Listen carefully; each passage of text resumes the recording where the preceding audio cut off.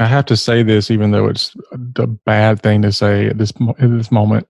Of course you do, David. But they say, what doesn't kill you makes you stronger. David. Yes. Well, it's true. LauraBeth, I'm so sorry. No. You're listening to the Nacho Kids Podcast, where we discuss all things step family related. Real stories, real people, real help. Your hosts are the creators of the Nacho Kids Method and the Nacho Kids Academy Step Family Coaching Team, Lori and David Sims. David. Why you always start with my name? I don't know. What should I start with?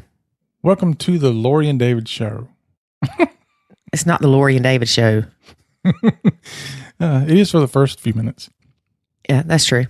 Well, this episode is a little sad. So I can't cut up. Oh, you cut up during it. Oh, I remember this one.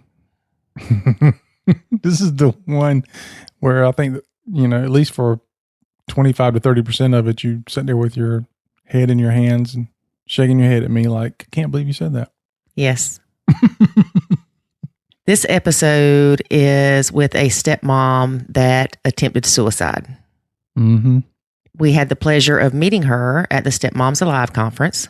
I'm glad you didn't tell me that's who it was when you introduced me to her. Like, I know you introduced me by her name, but you didn't say, oh, by the way, this is the one we interviewed and blah, blah, blah. Because I would have been like, oh. I should have done that. I really should have done that. Made you feel like an idiot. No, I wouldn't feel like an idiot. It's just the conversation was getting deep.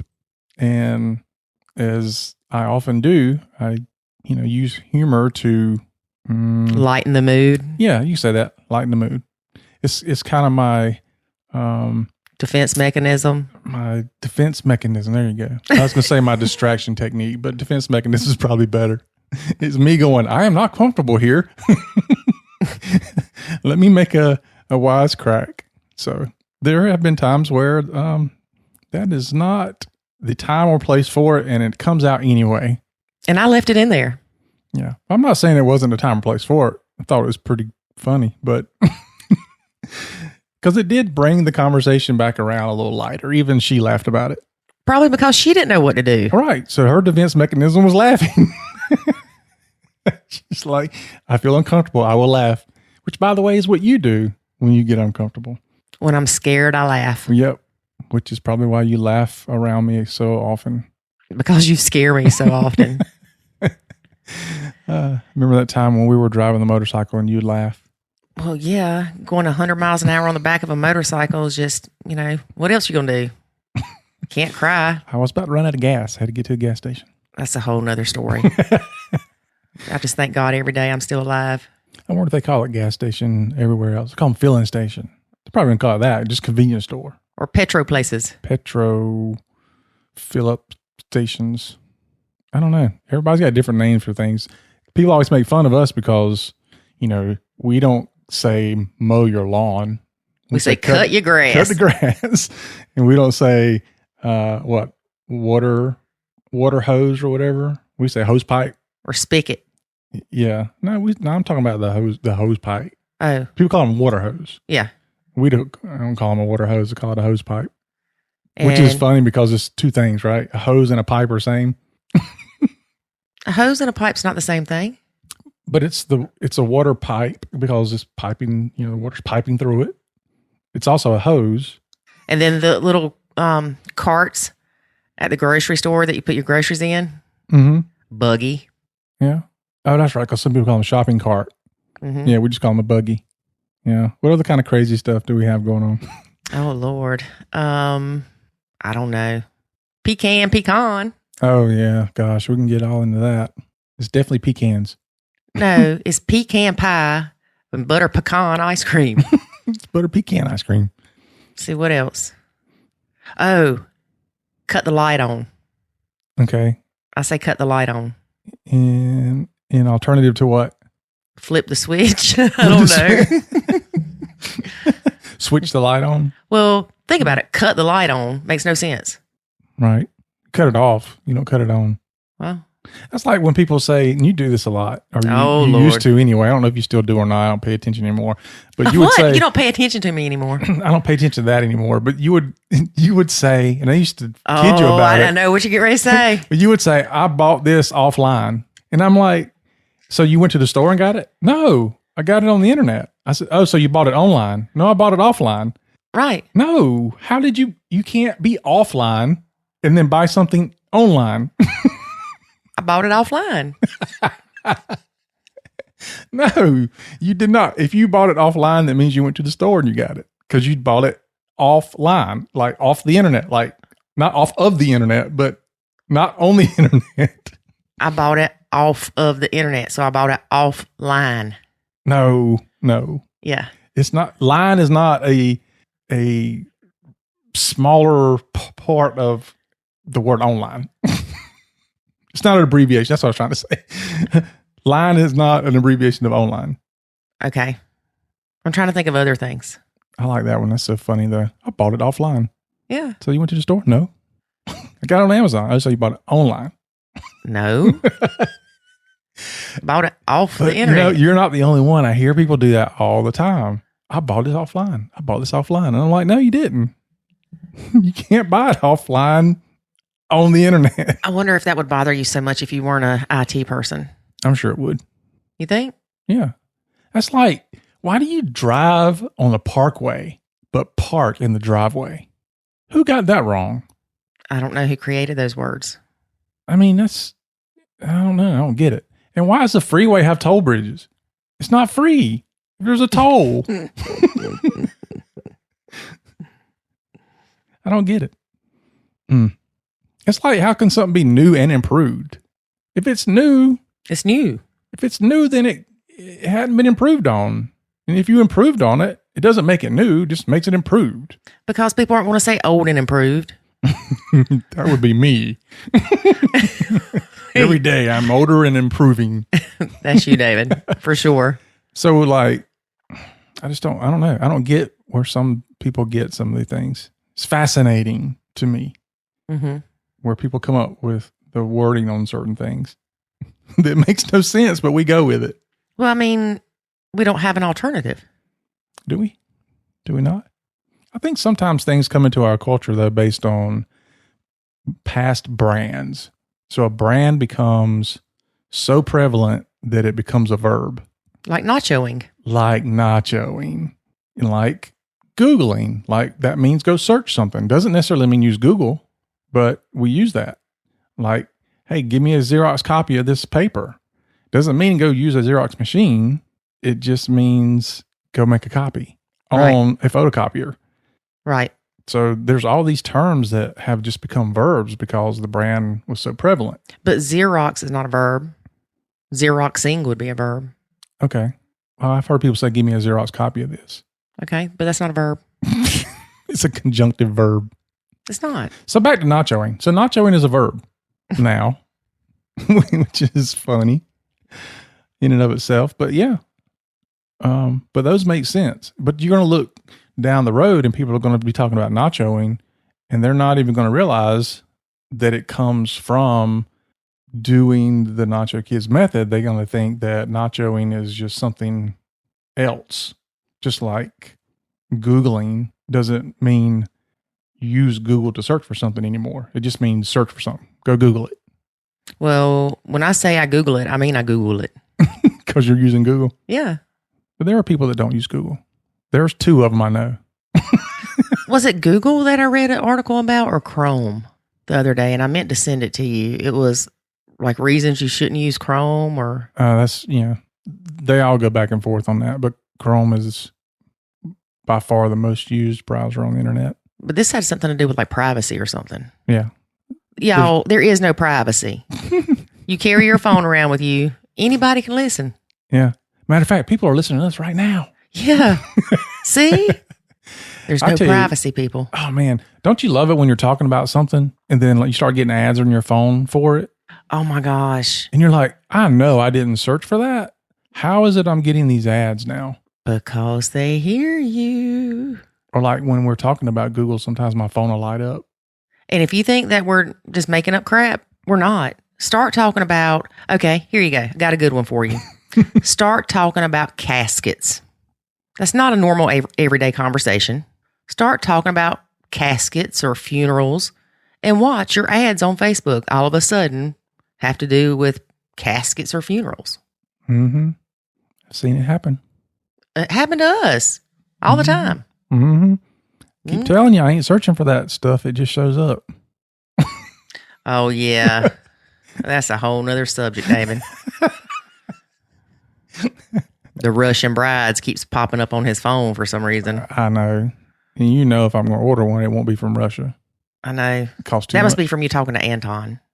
It's probably from talking to Boyan. Boyan? Yeah, he's outside of Russia somewhere. Croatia. Don't bring Boyan into It's this. Boyan's fault. He sent me semi-nude pictures of himself one time anyway. Boyan? Well, he was shirtless. Ain't that semi-nude? Oh, my gosh. No, you know when we send him this podcast to marry everything together, he's going to edit this part out. No, he won't.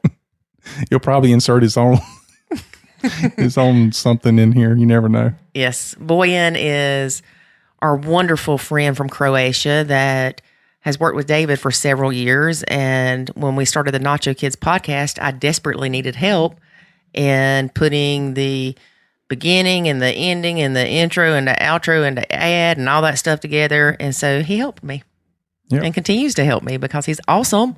Mm-hmm. Shout out to Boyan. Woohoo! No, boy, you're not going to get on your own show on this one. I don't know. Get a blooper show. I've been saving stuff for bloopers. We should do that. Boyan, you want to do a blooper show? He can't do a blooper show off Nacho Kids, though, because he doesn't edit my podcast. Oh, but if he did, see, Boyan? Another reason you should be editing my podcast. you missed out. See what you're missing, boy? So we've rambled enough about some craziness this morning. Yeah, but I want to finish talking about LauraBeth. Right. Yeah, because I don't know how we got off. Man, we would chase some rabbits and squirrels. You're a farmer. Yep. Okay. LauraBeth is a beautiful soul. She really is. When I met her, of course, I'd spoken with her first on the podcast recording, but when I met her, it's just, there's a presence about her that you can't help but love her. And it's definitely a blessing that she's still here with us because she almost was not. Mm-hmm. And we've talked about it before. There are a lot of stepmoms that are depressed and have suicidal thoughts. And we beg you to please reach out and get help. Yeah. We give you the numbers on the show too for like the suicide hotline and things like that. I don't know if we give the numbers on this show because we've talked about this before, but I will post the numbers in the show notes. Okay. Yeah. So if you're ever having a hard time and you're having crazy thoughts and feelings and all that, look, your feelings are justified. It's hard. But find something that will distract you from that. All you got to do is listen to any podcast episode in the first 10 minutes of me being stupid. You can't help but laugh and feel sorry for Lori at the same time. Yes. You're not supposed to agree with that. Oh, sorry. So anyway, anything else you want to say about this before we get started? You may want to grab your Kleenexes. Yeah. When she told her story at Stepmoms Alive conference, there was not a dry eye in that place. I'm just glad they took a break before we had to come in after her. Yeah. It was her presentation, lunch, and then ours. So, yeah. Yeah. You're talking about going from one extreme to the other. Mm-hmm. Yeah. I am so glad they had lunch between that. And if you see somebody that's struggling, reach out to them. Even if it's a Facebook message saying, hey, I saw you post in such and such group and I just wanted to tell you that I'm here for you, or if you need to talk. Now, granted, don't put yourself out there too much to where crazy people are going to contact you, but be there for other stepmoms because this crap's hard. We know it's hard.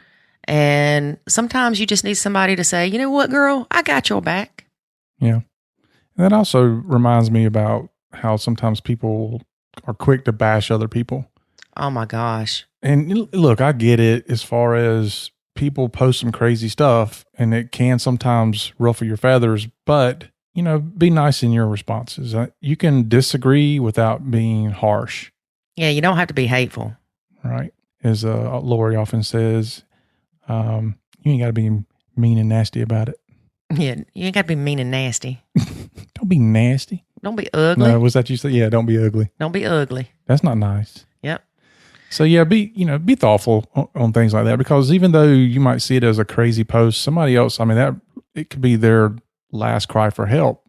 And maybe the reason why the post doesn't make a lot of sense is because they're just mentally exhausted. Well, I could see it now. Me going in a Facebook group, posting about the cereal box, the empty cereal box, and people making fun of me because, oh my gosh, it's an empty cereal box. But that was a trigger for me because that empty cereal box represented laziness, that the stepkids were going to live with us till they were 90, disrespect. It represented so much more to me than an empty cereal box. But people could easily go, oh my gosh, it's an empty cereal box. What's wrong with you? Well, when you're feeling stressed out and you already feel like the world's against you, the last thing you need in a stepmom group is other stepmoms bashing you and making fun of you. And I'm not even going to say a support group. I'm just going to say a stepmom group. Yeah. Yeah, because I don't know that there's many true support groups. Well, there's a fine line between support and validation of you being ugly. Yeah, that's true. So anyway, let's get to listening to LauraBeth Ferguson and her sweet little soul. All right, folks, get ready. But first, a word about the Academy. There is a way to save your sanity and your relationship, and it's called the Nacho Kids Academy. In the Nacho Kids Academy, you will learn the skills and knowledge to properly nacho, techniques to handle step-family challenges, ways to improve your communication, and much, much more. Visit NachoKidsAcademy.com and sign up today to join other step-parents who are seeing the life-changing benefits of nachoing. Again, that's NachoKidsAcademy.com. Today, we have LauraBeth Ferguson as a guest. How are you today, LauraBeth? I'm doing great. How about you? Good. Doing well. Don't use my doing well, David. Doing well. No, I'll do it like you. Doing well. Doing well. Well, how long have you been blending, LauraBeth? Oh, my goodness. Well, technically, I feel like I've been in a blended family situation probably since I was about 5. I was raised in a blended family myself. And then I was a blended mom for 11 years. Okay. So you were, you had a stepmom and a stepdad, or just a stepmom? So I had just a stepdad. And how was that? So I've had 2 stepdads, actually. Let me back that up a little bit. Sorry about that. So my mom married this gentleman from church when I believe I was 4 or 5. And he started going to seminary school to become a pastor. And sadly, several years later, he passed away from cancer. And then, but my mama was gorgeous, stunning woman. And so she wasn't single for very long. And she married the man that lived across the street from us. And he actually was, he knew that our dad had passed away. And he would invite my brother and I out to ice cream, and he would build stuff with us in his wood shop. And so he kind of romanced my brother and I before he romanced my mom. And so they got married when I was 9, and he was a pastor as well. And so I was a pastor's daughter as well as being in a blended family, but he's my daddy. He took us kids in, and he had already raised his 4 kids, and he was a lifesaver for me. He took a very hurting little girl and helped kind of heal pieces of my heart. So I love him dearly. I've got a couple of questions. Mm-hmm. Your bio dad. Mm-hmm. Was he in the picture? So my biological dad took off when I was 4, and I did not hear from him again until I was 21. Wow. So he was not in the picture whatsoever. So, yeah. Do you have a relationship with him now? Well, when he came back into my life, I had very little contact with him. And he got cancer as well. And towards the end, God really healed my heart and allowed me to be able to forgive him and tell him that I loved him before he passed away. But there was not much of a relationship there, no. Okay. Yeah, he wanted to make sure there wasn't any child support to be paid when he came back around. Exactly. No, really. I mean, he wanted no responsibility at all. And when he came back into the picture, even after all those years, he tried to say things about my mom. And I nipped that in the bud really quickly and said, you know what? She stuck around. You didn't. You have no right to say anything about her. Mm-hmm. Yeah, because, I mean, this guy was a stranger to you. Yes, complete. So much so that so we were in the Methodist denomination, and they moved their pastors very much like they do military families. So we would be at a church for a couple of years, and then they would move us to another church. And I remember as a teenager helping my mom pack up the basement and getting ready to move to a new place. And a picture fell out of a Bible. And I held it up and I looked at it and I thought, you know, this person looks familiar, like I should know them, but I don't I don't know who this is. I turned it around and I said, Mom, who is this? And she got this really weird look on her face and she goes, that's your dad. So I knew nothing of him. I didn't even know what he looked like. So, yeah, he was a complete stranger. Wow. Well, I'm glad you got the chance to make amends before he passed away for your sake. Yes, that was completely the Lord. Absolutely. Mm-hmm. So, yeah. Okay, so let's fast forward to your own blended family. How is it that you ended up in a blended family? Well, I had been a single mom for 8 years and met this gentleman. And, I just thought, after experiencing a blended family myself for so many years, I knew that it wasn't easy. I had been privy to the behind the scenes action that goes on in a blended family. And I had watched my mom go through some pretty painful situations as a stepmom and experience some hurtful things as a stepkid. And so I knew it wasn't going to be easy, but I thought at least it would, help me. I had education, Mm-hmm. and boy, was I wrong. I was so wrong. But we blended our two families. So I had my two boys, which were preteen and teen, and he had his two. His daughter was 9, and his son was 4. So. And when you went into the blend, did you jump in full force of I'm the mom, I'm going to control everything, or did you kind of step in slowly? Ours was kind of a unique situation because he had full custody of his kids.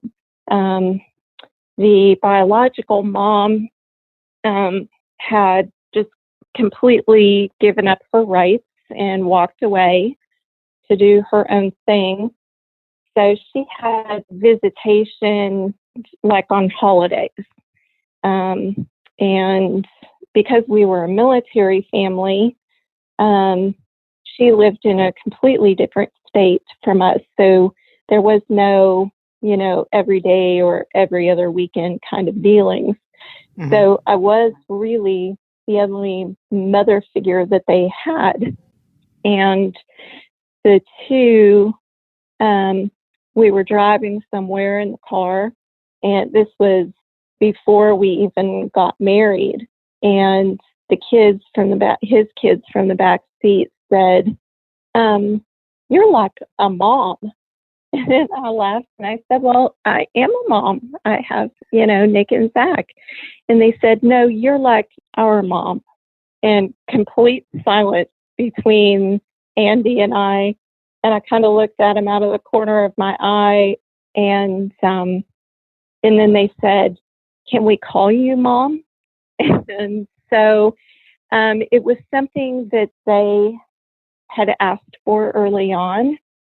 And Andy and I talked about it, and he said that, if they wanted to call me Mom, that they were more than welcome to. He was okay with that. And I was okay with that. And so, I did jump in full force and, had every intention of giving them what they obviously were in need of. But for me, I know what being a mom meant to me. And that meant the good and the bad. You have to love them, but you also have to discipline, which is what I did with my kids. And that's where the stepmom line stops. They want you to love them and take care of them. But when the disciplining comes into play, or, the training part of growing up children, they don't want that part. And so that's really where our situation broke down. So bio mom's not in the picture very much. You're playing mom for the most part. They wanted you to play mom when it came to helping take care of them in ways that benefited them that they could see, but not from the discipline standpoint. Correct. Yep. And what was your husband's thoughts on that? Same. The same. He was, we both had very different parenting styles, which you hear about 99.9% of the time when you talk to step families. And I grew up being disciplined and raised my kids the same way. If you did something, you got spanked. You got, sat down afterwards and hugged and loved and, this hurts me more than you kind of thing. And, but he was not raised like that at all. And he didn't raise his kids like that either. And so we very quickly clashed with, now I did not spank his kids by any means. I did feel like that was something that, that puts you in a precarious position, and, can throw you into a legal battle pretty quickly, or put you in a position of false accusation. But, even just the household chores, we had a full house and a full life, and I believed in everybody having their share of, contributing and helping out. And my husband did not believe in that at all. So, yeah, it was tough from the get-go. Do you think that he had guilty parent syndrome? Absolutely. Oh, my goodness. He definitely parented out of guilt for what his kids had been through with their divorce. And that was very evident. He would appease them by purchasing things for them. And so there was also the money thing that was in there. So every time they went somewhere, they got something. And my kids weren't raised like that either. You had to earn, you had to earn what you got.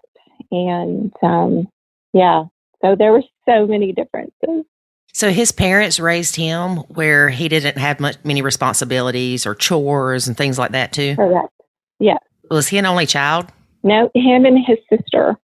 He had an older sister that was 2 years older than him. Okay. The reason I ask is, a lot of times it seems like when there's an only child, that child isn't expected to have the same responsibilities as a family that has multiple children. Mm-hmm. Correct. Right? Yes. Mm-hmm. Why are you looking at me like that? Why am I getting this evil look from you, Lori?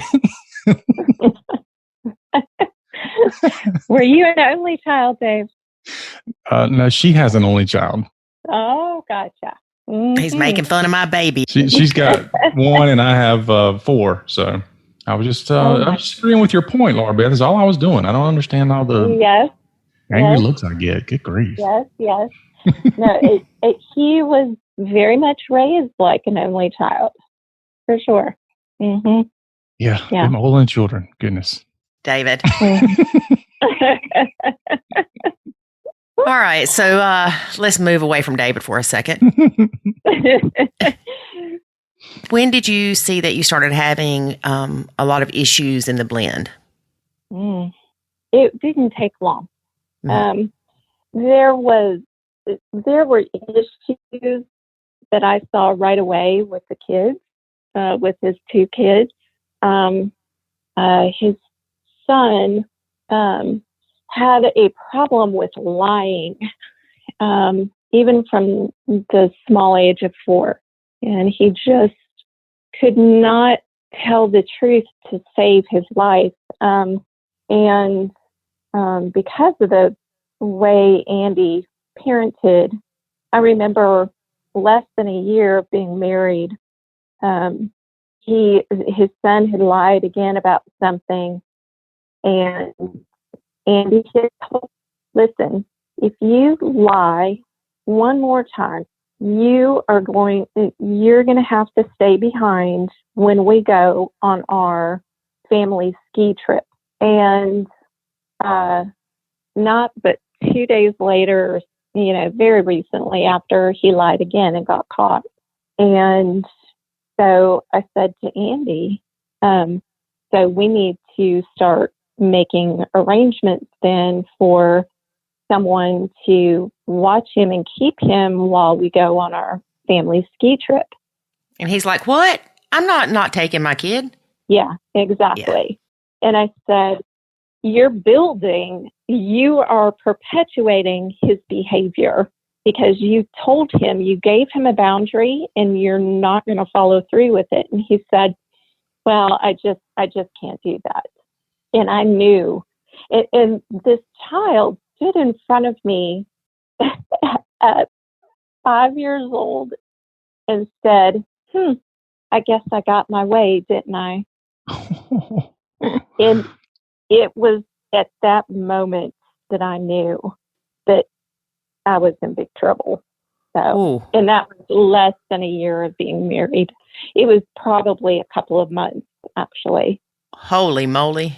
Yeah. Well, we talk about that sometimes, where parents will set themselves up for failure because they put something in front of the kid that they feel like, this is such a big deal that I know that they're not going to do wrong because they don't want to lose the privilege. But what they don't understand is that they're not willing to enforce that. And when something goes wrong, they have to figure out, okay, am I really going to enforce this? Because I didn't plan to enforce it. I really just use it as a threat. And then now they're stuck.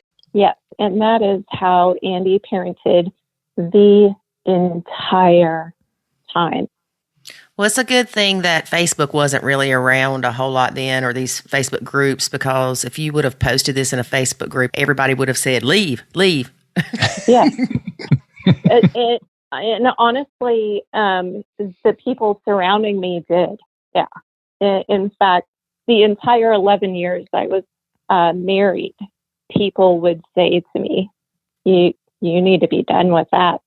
But I believed in my vows, and I loved my husband, and I was determined to stick it out. And I'll be honest, I mean, there were times where I threw out the big B word and had conversations, this has to change. This can't happen. But it just, never. So I'm flipping to the end of the book here, but did you finally get divorced? So, my husband walked out at the beginning of this year. Oh. Mm-hmm. Okay, well, let's back up, because I know part of your story of things that happened. So year one, or right in the beginning, you knew things were bad. Mm-hmm. And I believe your husband was deployed. He had deployed several times, and both times, so 2 times. One was about a year into our marriage, and while he was deployed, I was given full custody of his kids. And, they were still fairly young. And that deployment, although it was rough, we managed and got through it and kept going. And then we had been married 5 years when his second deployment came along. And so the kids were now preteen and teen. And my 2 were out of the house. And again, I was given full custody of his kids. But this time it was brutal.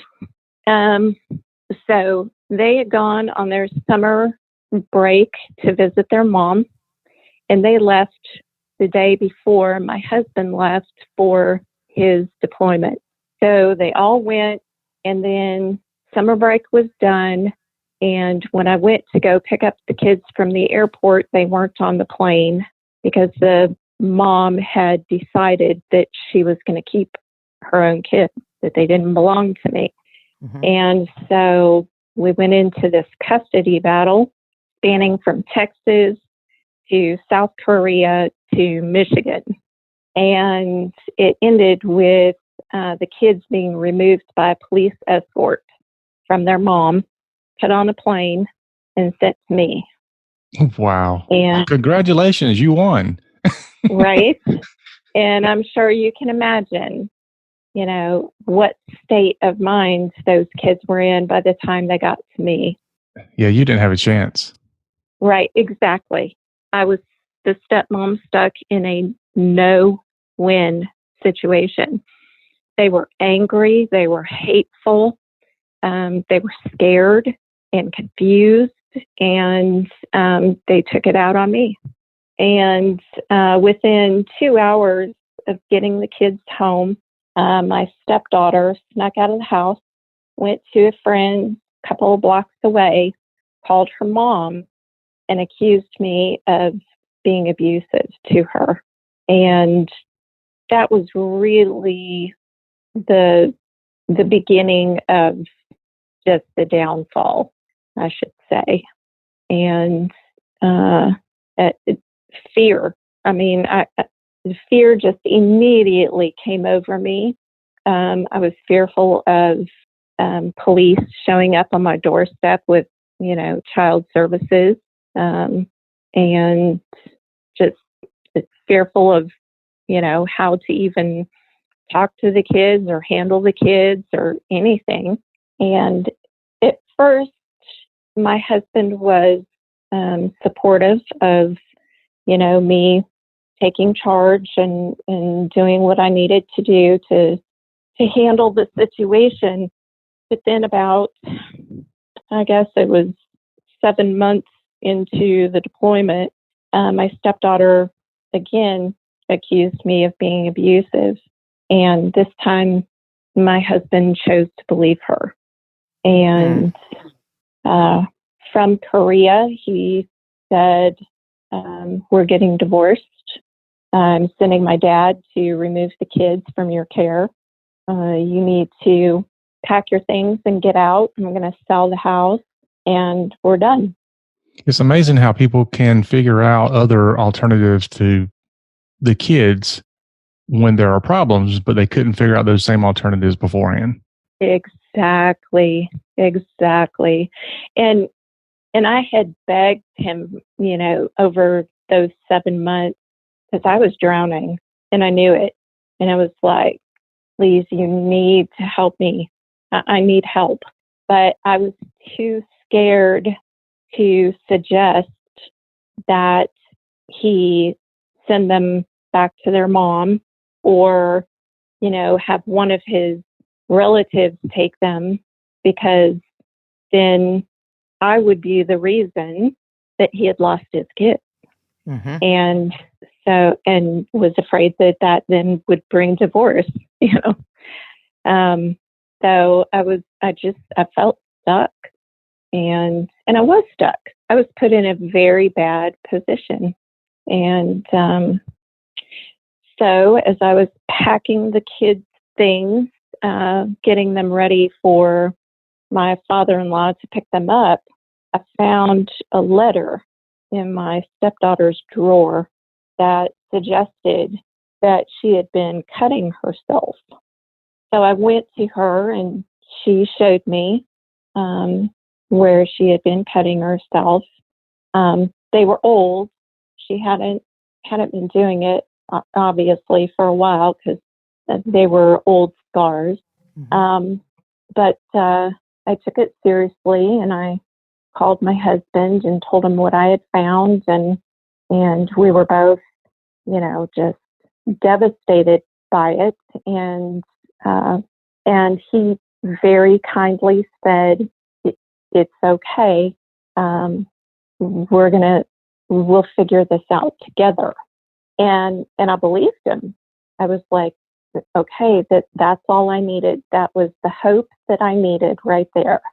Mm-hmm. And the military immediately arranged for him to come home on emergency leave.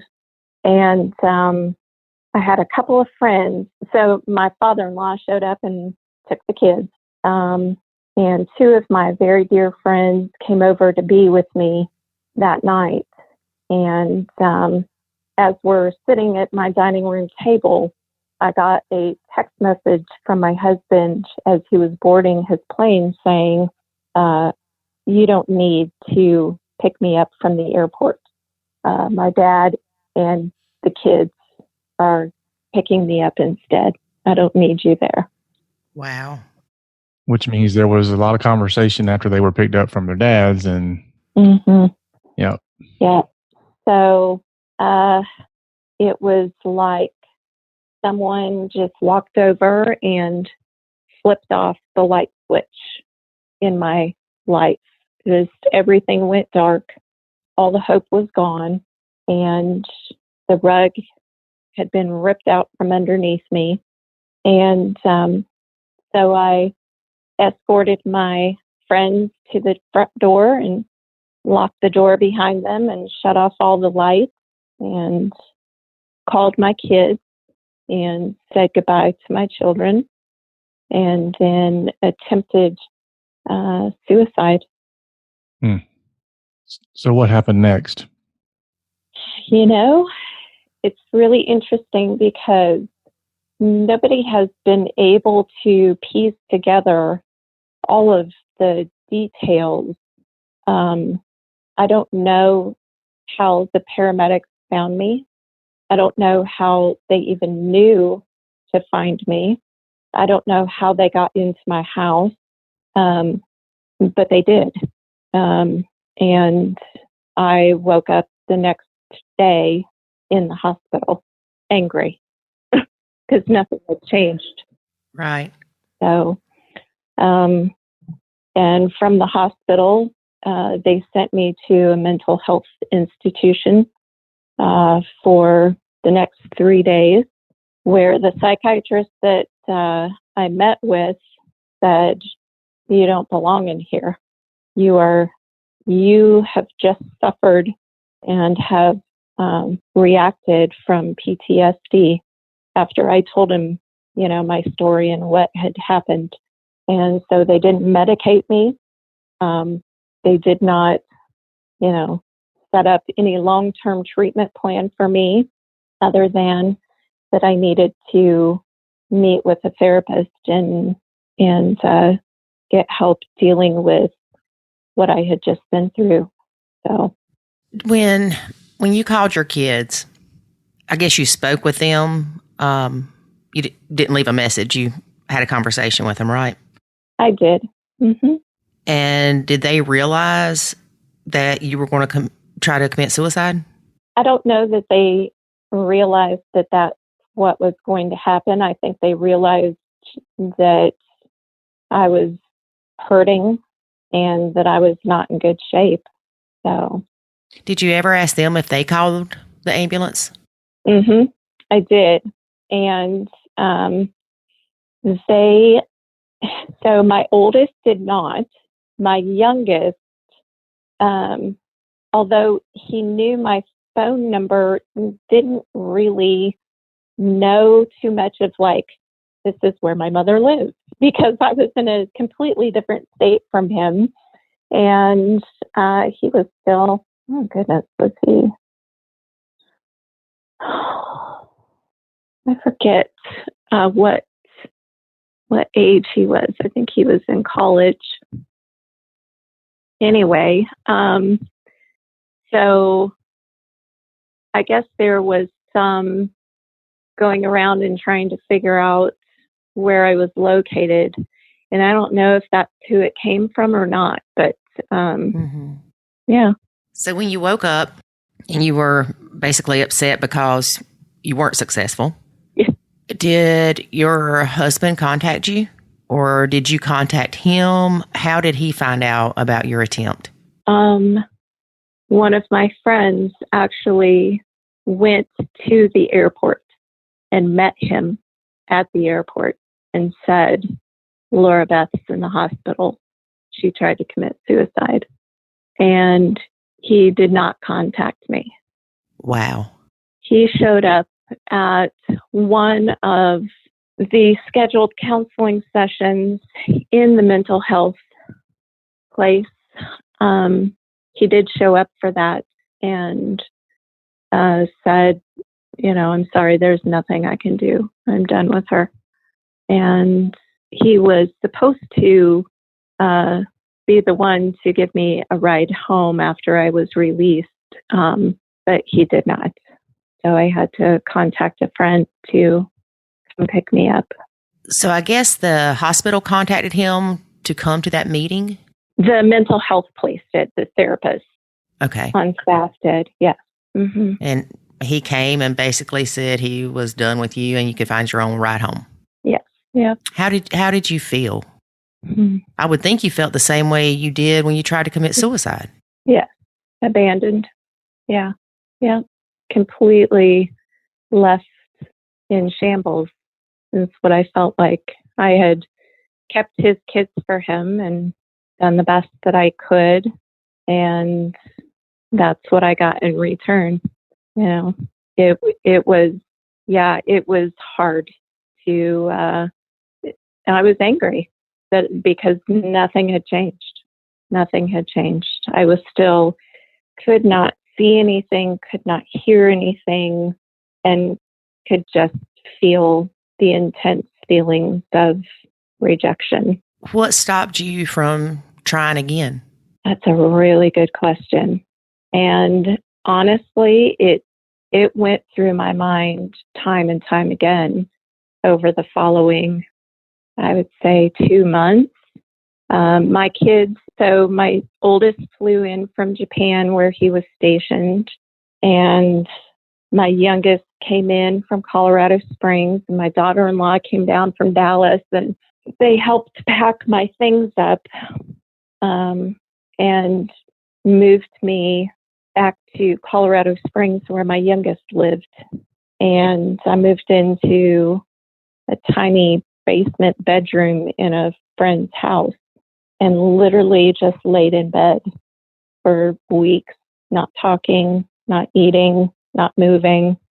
And there came a moment that God just whispered into me and said, "Be still. I'm still your God." And that was the point where things turned around for me. Because once my stepdaughter first accused me of abuse, the fear just completely took over. I wasn't listening for God's voice. I wasn't looking to Him like I normally did. And the fear just completely silenced any voice of reason.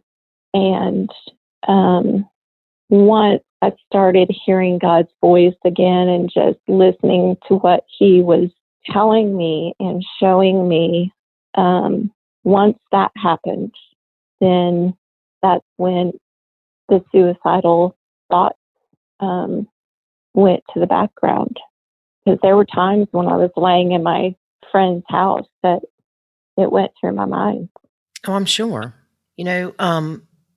I've had some family members and some friends and friends' parents that have committed suicide, and everybody says, well, that's selfish. And the thing is, when, in my opinion, and maybe you can clarify this, when you were telling your kids goodbye, you weren't thinking that you were going to hurt them. You were thinking that you would make everybody's life better. Yes, absolutely. Yeah. You think about when that's happening, the enemy just comes into your head and it says, look at all these things you've done to hurt the people in your life. And you do, you believe those things and you think, I am messing up royally and they will be better off. Mm-hmm. I won't hurt anybody anymore. I won't, mess up their lives any more than I already have. So all of those things just come and that's all you see. Well, you probably even have thoughts of, when one of your sons was 5 and he got mad at you for disciplining him, you start feeling guilty about that. Everything that you have done wrong is what comes to the forefront of your mind. Yeah. Yeah. Every time that you've ever hurt somebody, that's what you think. And that's what you keep hearing. Yeah, absolutely. Yeah. So that kind of answers the question as to how can you do or how can you attempt to commit suicide when your problems, at least in the story, it sounds like the problems are with your stepkids and your husband. And now all of a sudden, I guess as you're telling the story, I'm looking at it going, why weren't your kids enough to keep you from doing it? I'm asking myself that question. But I guess that's the answer, is that you're not looking at your kids from that perspective. You're looking at the fact that all those years of little mistakes here and there are really the only things you're thinking about. Yes. Yeah. Yes. And if you've made big mistakes, which I had made big mistakes, and when you think about those things that you've done wrong, that you see nothing else. You don't see the good that you've done. You don't see how your life matters at that moment. And yeah. Now, do you feel like this was something that was building up? Like maybe in your head you were thinking that you would react that way, or was it kind of shocking even to you that I actually picked this path to take? Right. Yeah. It was very shocking. I'm a person who loves life. I live it to the fullest. My mama calls me a pit bull. And she calls me a pit bull, but with a smile. And it's a very accurate description of me. In fact, just a week before this happened, I ran the Austin Marathon. So I'm a person who enjoys life and a person who's motivated, and it was shocking. And I think it actually scares me to know that my mind can go to that length in that direction. So it was very eye-opening for me, as I've grown through that and past it, that it's something that is in me that I have to watch. And now I know warning signs to watch for. And I've also learned that I have a plan when those thoughts start coming into my head again. There are things that I have set in place that I do immediately to get those feelings in check, to deal with those so that they don't go past the cliff line. So, but yeah, it was shocking to me and everyone else. So, okay. So, you stayed with your husband after this though? Well, that was the interesting thing. So once I had that moment with the Lord, it wasn't like an instantaneous, recovery or anything like that. It was gradual. Like over the next couple of weeks, I started being able to eat again and talking to people again and getting out of bed. And then my prayer life started getting back to where it was. I've always been just an intense prayer warrior. And so I started getting back into that and reading the Word again. And after a couple of months, the Lord kind of spoke to me again, and He was like, now that I have your attention again, go back and fight for your family. And that was about 3:00 in the afternoon. And by 5 a.m. the next morning, I was packed and on the road back to Texas, and spent the next 2 months fighting for my marriage and for my family. And the Lord miraculously intervened and put us back together. And we were together for the next 6 years. Wow. Mm-hmm. So you grew up with a stepdad that was a preacher or a pastor. Yeah. I grew up basically going to Pentecostal churches, not with the snakes and stuff, but Yes, ma'am.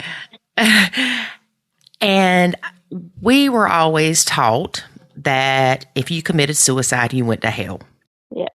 Now, I know as I'm older and from research and things like that, that it does not say that anywhere in the Bible.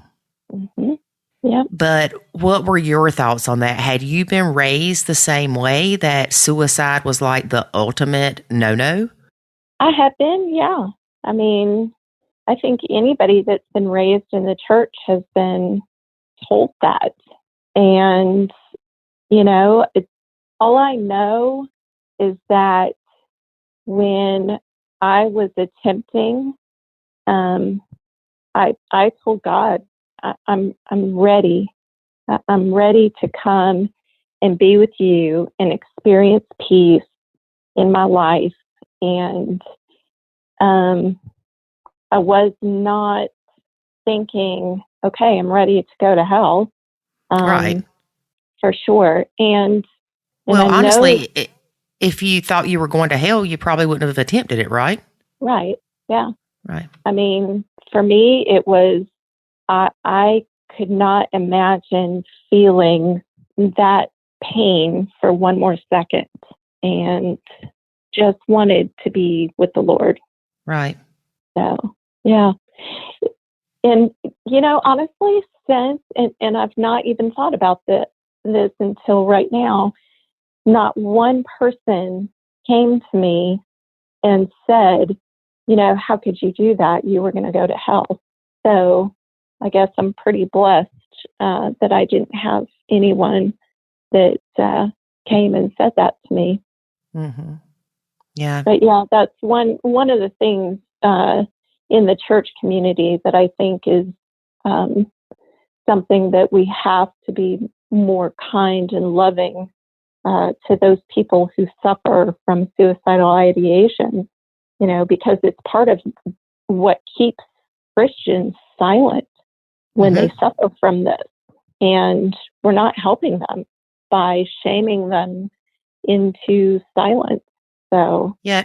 And recently there was a very active pastor and youth leader that committed suicide. Yeah.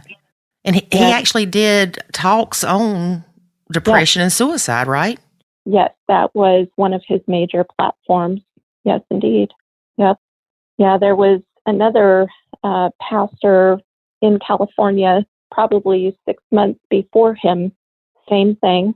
And then I was reading an article just a couple of weeks ago about, I believe it was Princeton had hired a gentleman to head the department that would take care of the mental health for their campus students.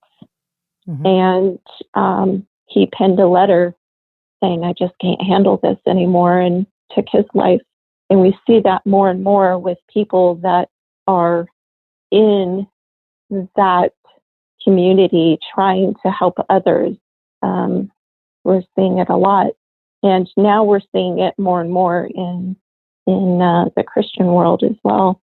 So yeah, it's really sad.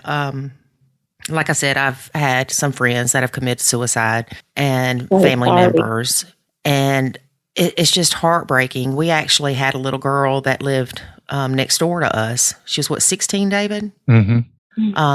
She went to Carolina Christian Academy with the kids, so they knew her, and she committed suicide. Yeah. And I remember one of the things that they were saying was that she had Bible verses posted all in her room.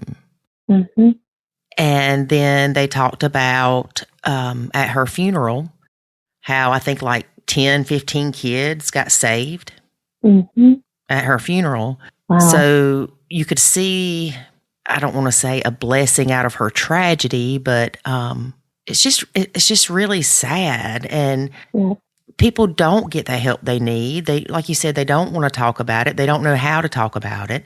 It's the whole taboo thing. Talking about it, yeah, because if you're suicidal, you're weak. No, you're not. Yeah. Or crazy.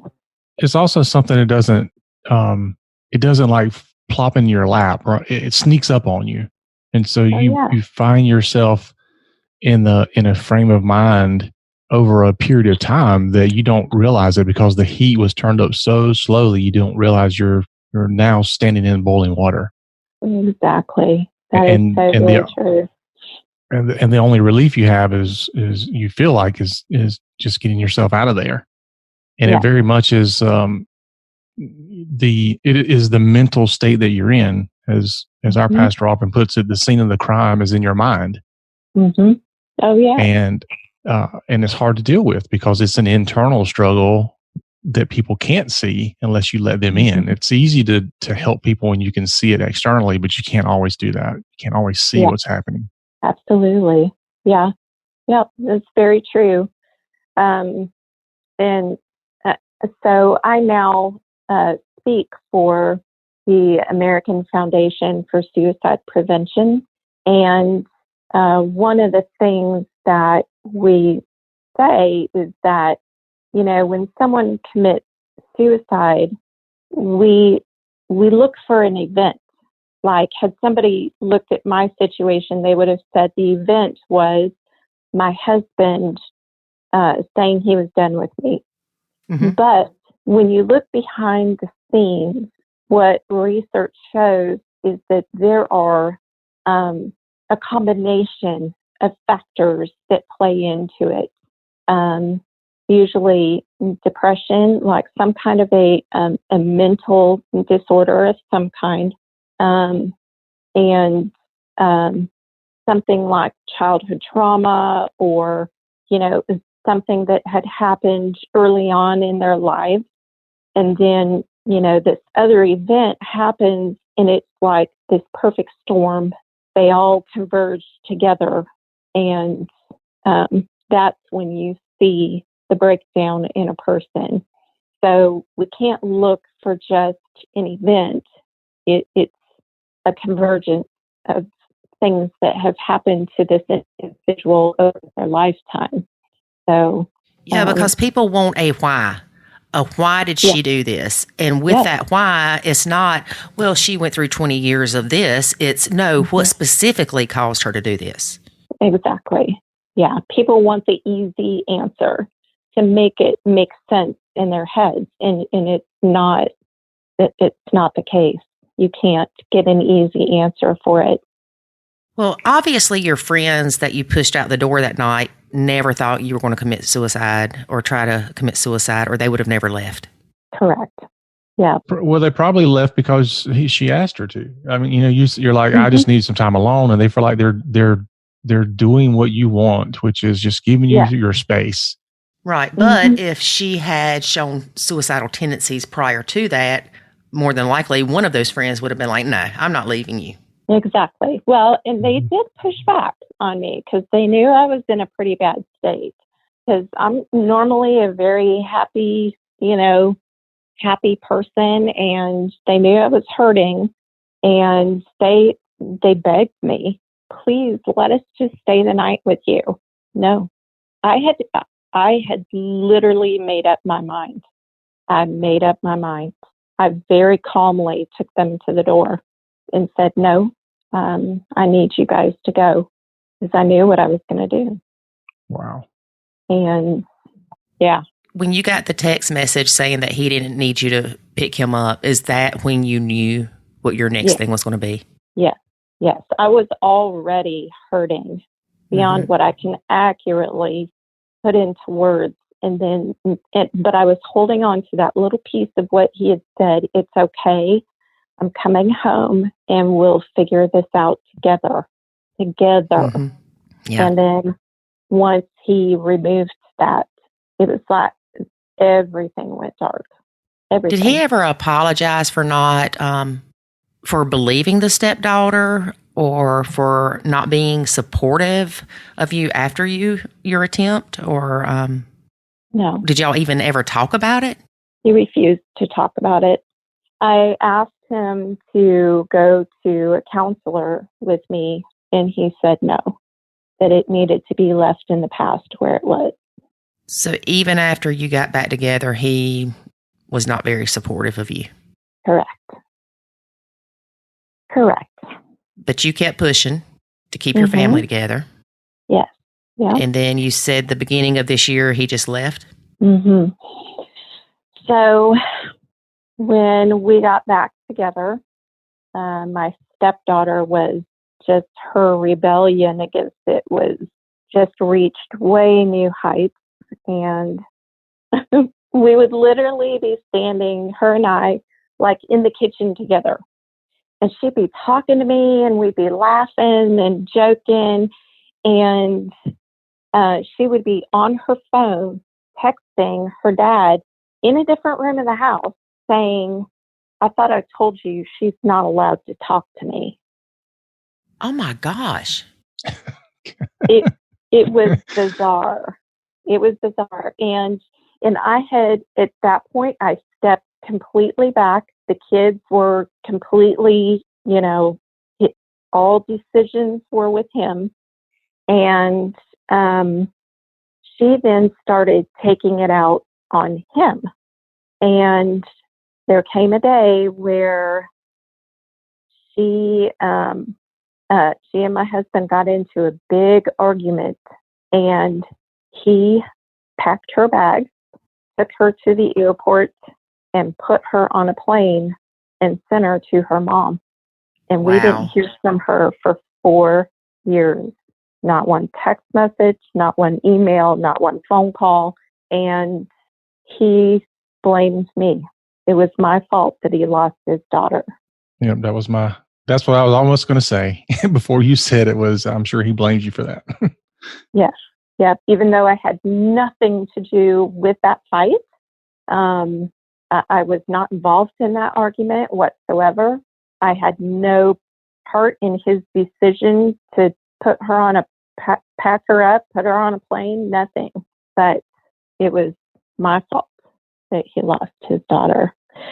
The interesting thing was that 4 years later, I was the one who contacted her and said, at this time, the military had moved us to Dayton, Ohio. And so we were just a couple of hours from her. And it was Father's Day, and I had bought a ticket to a baseball game.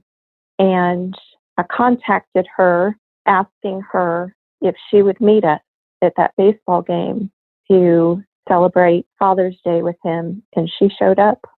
And she spent a good portion of the summer, the entire summer, with us. And a lot of that was spent with vacation time with my husband's family. And she clung to me. She did not leave my side at all.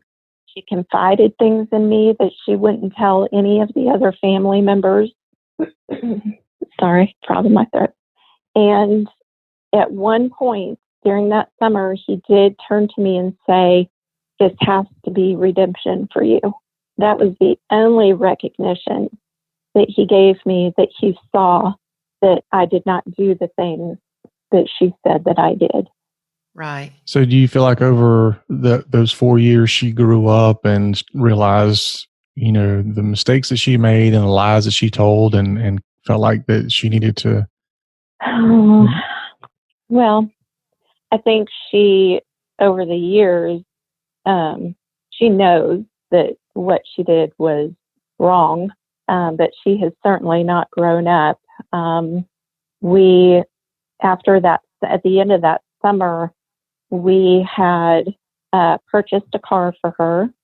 We had, Andy co-signed on an apartment with her, got her set up to go to college, and she wasn't in classes for even a month when we realized, she did not tell us, we found out by calling the college, but she had dropped out.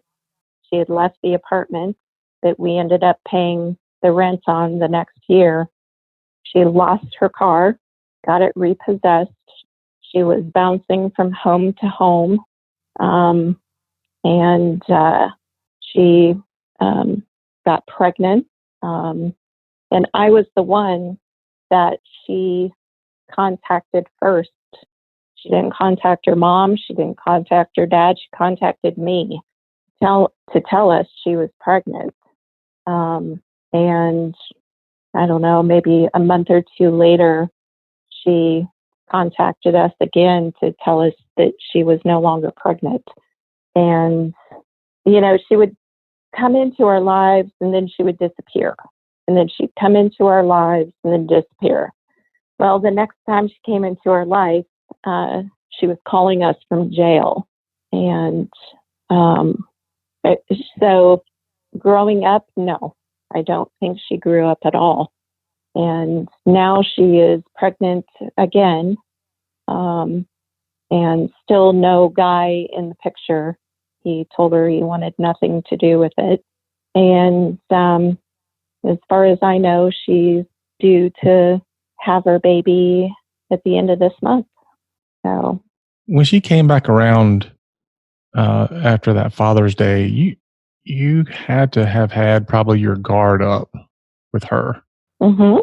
I was terrified. I mean, even though she's confiding in you and all that, was there part of you that's like, no, I don't think I want to fall for this? Mm-hmm. Well, yeah, I had my guard up because I didn't trust her. I didn't know what she was going to do, what she was going to say, how she was going to act, so that part. But, I had just spent the last 4 years going through the process of forgiveness. I had to forgive her. I had to forgive my husband. I had to forgive my stepson. And by the time she came back into the picture, I'd forgiven her for what she had done. But I was completely cautious about it. but I was very open to just loving her and showing her that, you know, when you have the Lord in your life, that healing is possible. So You haven't really talked a whole lot about the stepson. It's been more about the stepdaughter. Well, that was a whole other beast. So I had told you that he had issues with lying, and that did not stop over the years. Just got the things he lied about got more dangerous, and he at one point had threatened me physically, and goodness, there's so many things that happened with him over the years, but the culmination was just shortly before Christmas.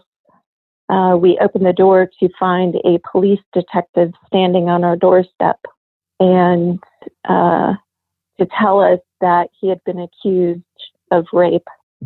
And, you know, that would affect any parent. But I was especially affected because I had been raped as a teenage girl myself. And so I was looking at it from that perspective and watching, because there are things that once you've been through that situation, you know, there are certain signs that are just obvious to you. And those signs were there. And as we questioned him about it, he kept changing his story, as he usually did when he lied about something. And I watched as my husband hired a lawyer and sat in on that meeting and listened to the lawyer tell us that we were not to ever speak of it again, that we were not to talk to our family, our friends, our pastor, and certainly not a counselor. And then listened as the lawyer turned to my stepson and started coaching him what to say if somebody started talking to him about it, and coached him to say, talk to my lawyer. So the lawyer didn't want y'all talking about it because then that would mean that you believed he did. Correct. That it would open us up to people, to the police coming after our son. So this goes to the whole stigma that's related to lawyers being shady and liars. Yeah. Well, you don't want to have to be in court and testify about a conversation you had. Yeah. So you just don't have a conversation. Exactly. Yeah. Yeah. And I think the most disturbing part of that whole meeting was the moment that my stepson realized that he was being protected, and like this coy smile just came across his face. Yeah. And I'm sure that the whatever feelings that you had from what happened to you kind of gets transferred to him as you're looking at him and dealing with him. Yes. Yeah. And my husband traveled a lot, and the thought of being alone in the house with him was scary. Yeah, it was terrifying. And I thought that, and my husband knew this part about my past, and I kept thinking in my mind, he will find a way to protect me through this. And he did not. And I talked to him and told him how I was feeling, and, you know, that it was triggering my experience as a young woman. And he said, well, I'm sorry. You know, the lawyer said no counselors. And did the stepson ever admit that he did? Yes. He did. He admitted it to me while Andy was gone at a conference. And when I called my husband and told him, he immediately got on a plane and flew home. And my stepson sat there and told him, I never said that to her. And I said, no, sir, you will not lie this time. You tell your dad right now what you said to me.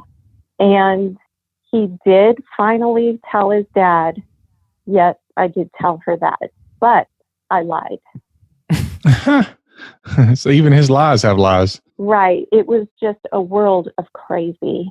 And so over the next several, oh my goodness, months after that, well, Andy had told him, you will never have a phone as long as you live in our house again. You will only go to school and come home. You will get a job to pay us back for the lawyer, and you will not date until you are out of this house.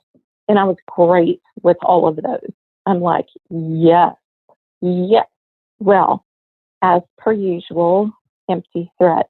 And within less than a year, he had his phone back. He had not paid back one penny of the lawyer fees. He was going and doing things, outside of school activities and unsupervised. And then about 2 weeks before my husband left, I found text messages between him and my stepson and found out that they had been lying to me and going behind my back. And my husband was helping him set up dates to go out with girls. What? Yeah. So how was that? What do you mean he was helping him set up dates? So there was a girl that he was interested in that he worked with, and they would tell me that my husband would say, oh, I'm taking him to baseball practice. And instead, he would take him to the ice cream shop or wherever and drop him off and go somewhere else and let him have a date with this girl. Okay, that's different than what I was thinking. We're thinking he's pimping him out. Yeah, I was like, dad's contacting girls online and setting them up with his daughter. With his son or something. Wow, that's, oh man, you have a whirlwind of crazy around your life. Yes, sir. Yes, sir. So how do you? I'm sorry. Go ahead. No, well, I was just going to say that when I refused to put my boundary away for that, because I told him and mind you, we only had 1 year left with him in the house, 1 year, mm-hmm. and then he'd be out on his own. He cannot date for the next year was my stipulation. And Andy said, nope, not going to happen. And he told his son to go pack his bags, and they left. And that's how things ended. So he left because you wanted him to enforce the rules that he had originally stated that he had for this kid. Yeah. Mm-hmm. Did the stepson ever get charged with anything? Or, he did not, because I spoke to the detective later, and the detective said that the mom of the girl who had been assaulted had refused to press charges because she didn't want her daughter to go through the trial. Mm. The girl was the one who, the reason it came out was the girl went to the school counselor and confided in her. And then she had to report it. Mm-hmm. Yeah. So that's definitely not something you want to teach your children, to not stand up for yourself when something. That falls into the whole law and order SVU thing where it's, I don't want to go to court. Right. Let's not prosecute.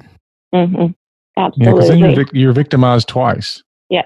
Yeah. And the person who did it gets away with it, and then there's a high likelihood they'll do it again because, hey, there was no repercussions. Correct. So when your husband left this time, did you start having those same suicidal thoughts again, or? I did not. By this time, I was a different person, a different mindset. I guess maybe because it had happened to me before, I was stronger this time around. I have to say this, even though it's a bad thing to say at this moment. Of course you do, David. But they say, what doesn't kill you makes you stronger.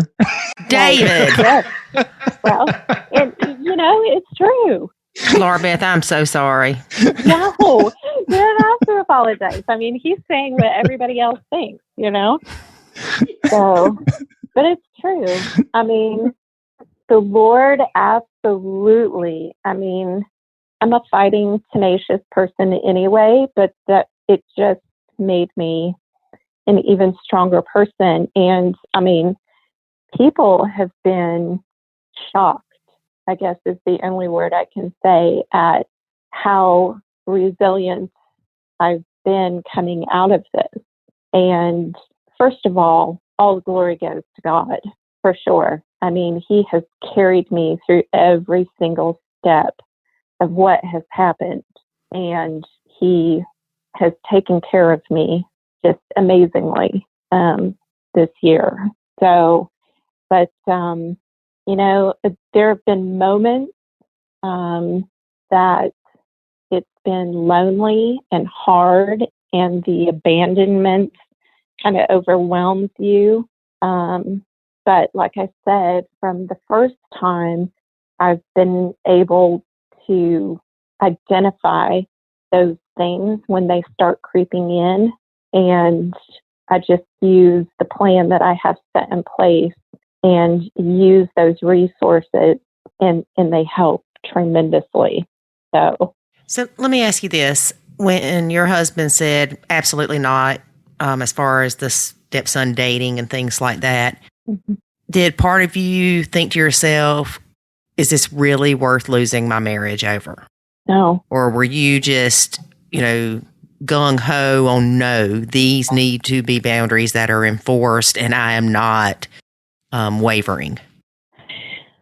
At that point, for me, had I stepped back and just allowed it to happen, I felt like then I was contributing to the next person he was going to hurt. It would be partially my fault. I would be responsible. Well, I'm surprised you didn't get blamed for it for the first time. Well, there were parts of it that I did get blamed for. It just, I don't think my husband took responsibility for anything of what took place.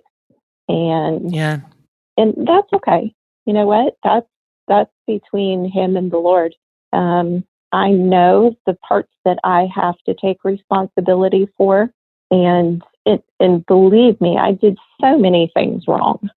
I really did. And I was not perfect in any of it. We're human. For any of us to stand and say, oh, I had no part. We're lying. So I was definitely not a perfect stepmom, and wish that I could have done things differently. But do I think that things would have ended with his kids' actions and what they chose in life? I think it still would have happened. Yeah.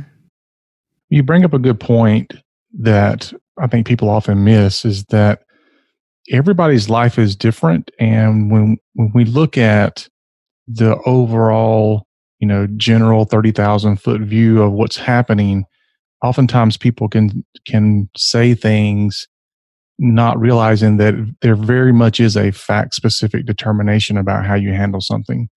In your case, you have a dad who's not enforcing the boundaries he put in place. In some situations, somebody can say, well, was that really worth, fighting about? In your situation, it absolutely was, because we're not talking about the dad didn't say, well, if you don't clean your room, you don't get ice cream. Right. It's very different. And so you can't put, even when we're talking to people about the Nacho Kids method and all that, we have to dig down and go, what is happening here and what is the history behind it? And then we can start giving some information out that is more helpful to that situation, because everything's different. You can't just say, well, if the parent doesn't parent, then you just have to be okay with it and sit there Right. and suffer through it. In some cases, yeah, you just have to be okay with it if it's the you're not getting ice cream scenario. But you don't have to be okay with it when it's, oh yeah, we'll reward you for raping some girl. Right. I mean, it's very different. Correct. Yeah.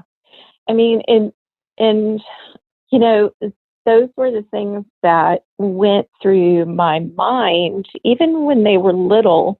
It was the dangerous behavior that I saw. You know, when you teach your kids that there are no consequences to lying, you're going to reap that in some way, shape, or form later on in years. And, you know, and the lies just get bigger and more dangerous. And that was one of the things that I hung on to fiercely, and for good reason.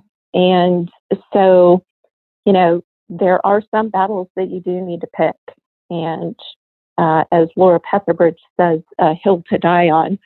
And that was definitely my hill, because it wasn't just about me. It was about some other person's life and something that could change their life forever.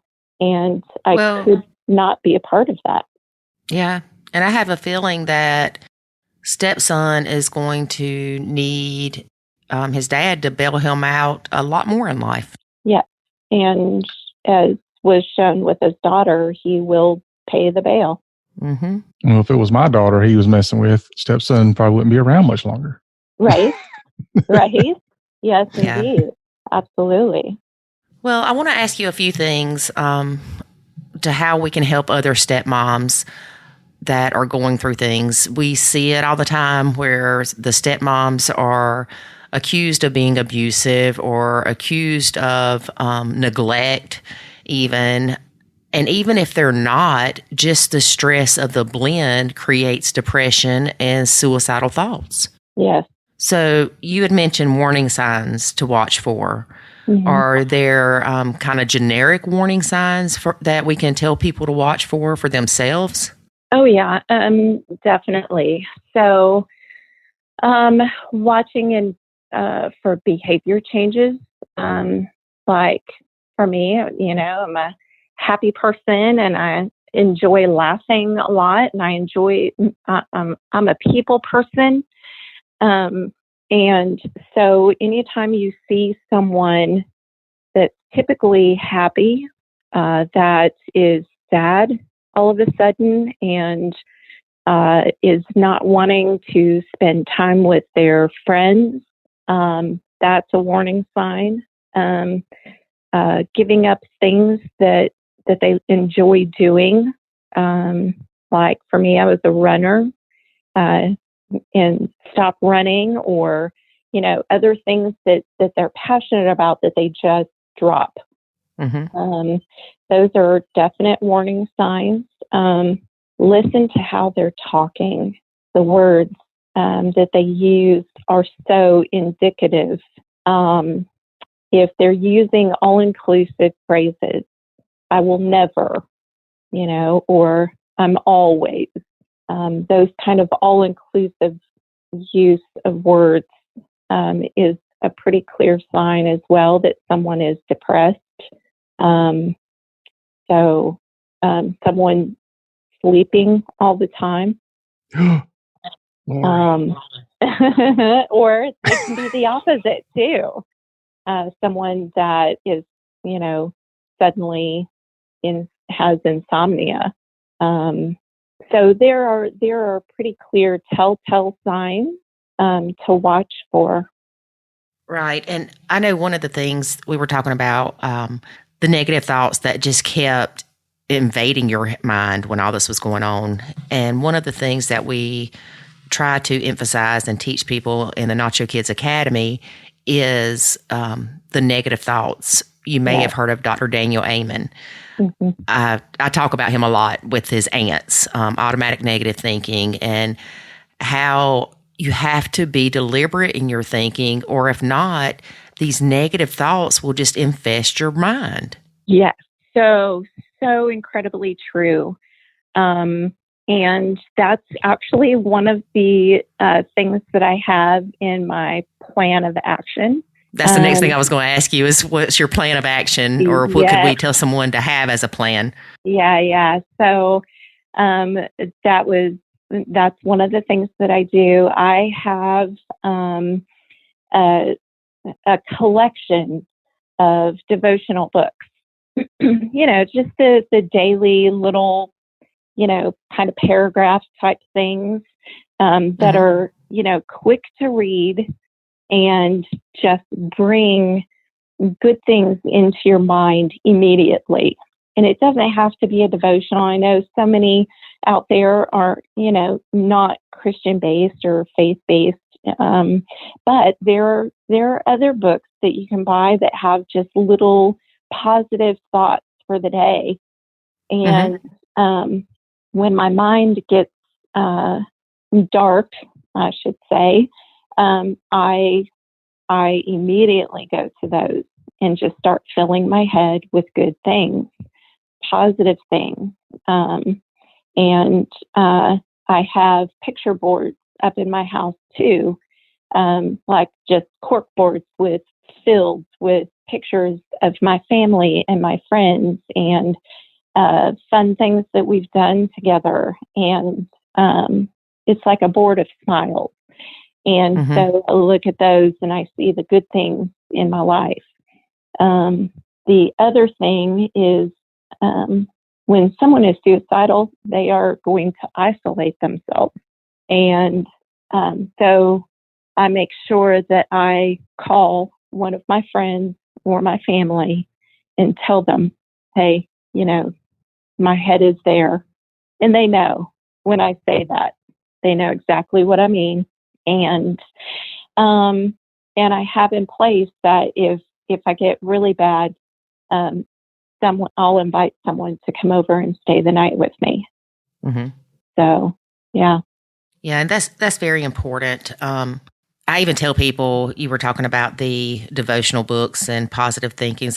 I mean, you can go on YouTube and, excuse me, you can go on YouTube and find stupid videos. Yeah. Anything to distract your mind from going down that spiral of negativity. Yeah. Yeah. Or go watch I Love Lucy reruns. Exactly. Anything that gets your mind out of where it is. Now, I will say that there is nothing as effective as human contact at that point. To have a person that knows you, loves you, and can just hug you and be beside you, physically beside you, is life-changing, life-saving, for sure. Yeah, because you don't want to feel alone when you're feeling that way. Exactly. Feeling alone on top of the stress and feeling like you're a loser or whatever, it just adds to it, I think. Absolutely. And that is why having a stepmom group of ladies that you know and can confide in and it is vital.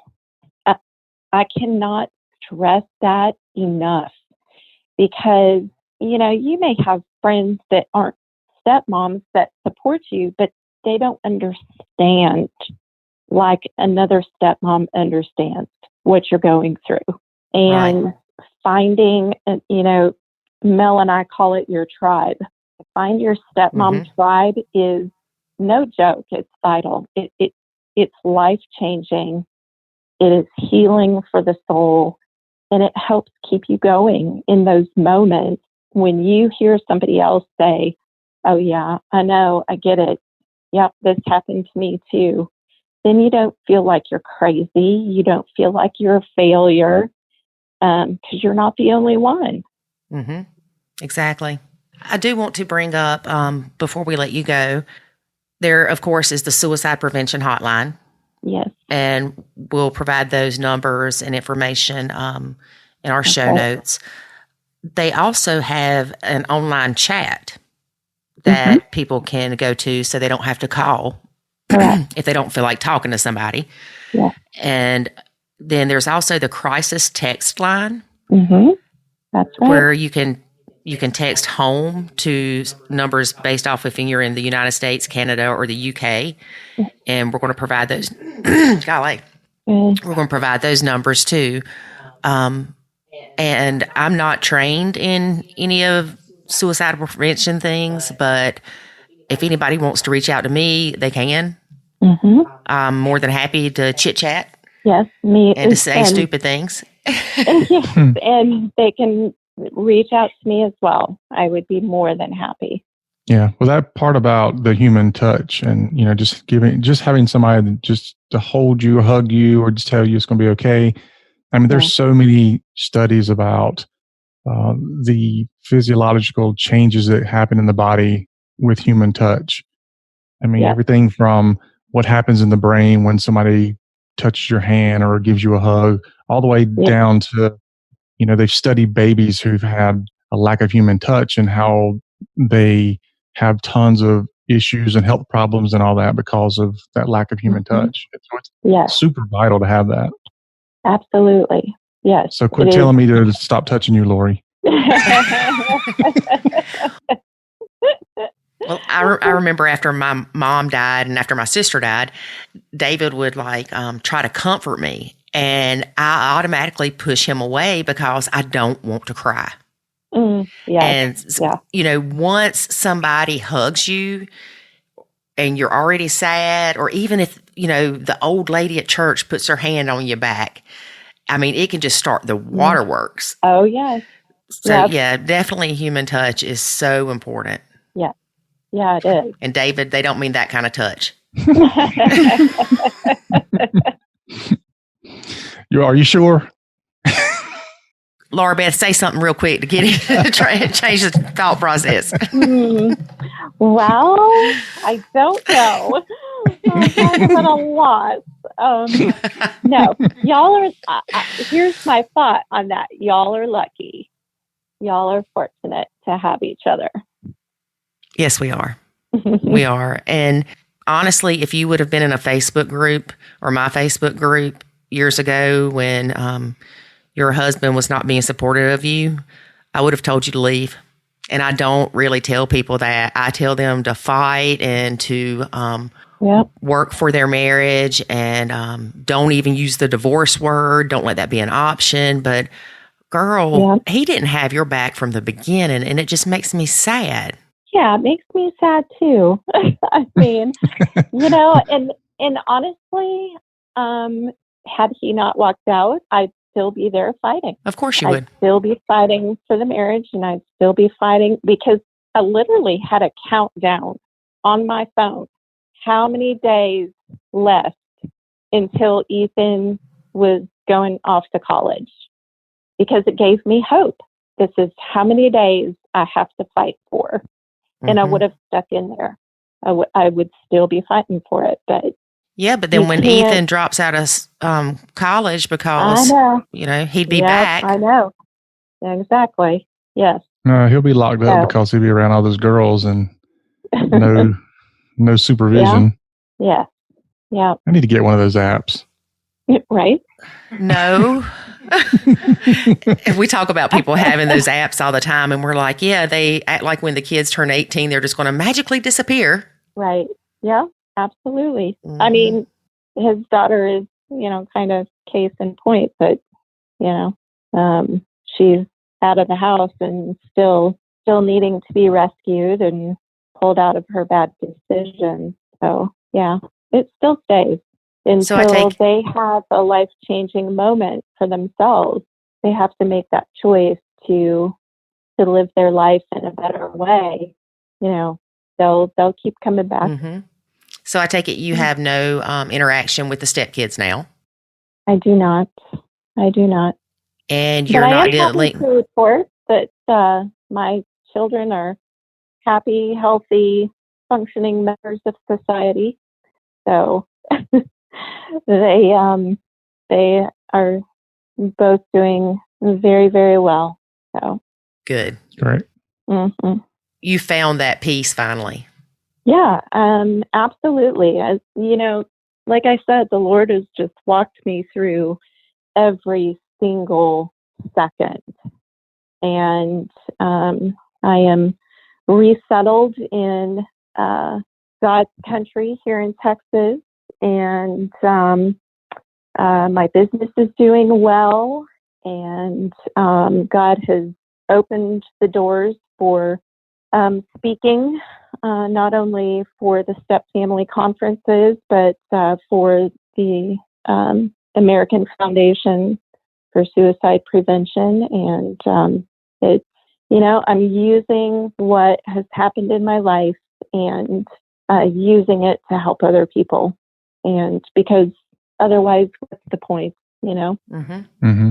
Well, that's a perfect segue into my next question, which was, how can people find you or hear you speak? Where are you going to be in the Texas area or anywhere in the United States coming up that they can hear your story? And yeah, so online, I'm known as the Starving Stepmom. the Starving Stepmom. The Starving Stepmom. Yes, it's it was the name that came up for the devotional that Melanie and I wrote together, Daily Bread for the Starving Stepmom.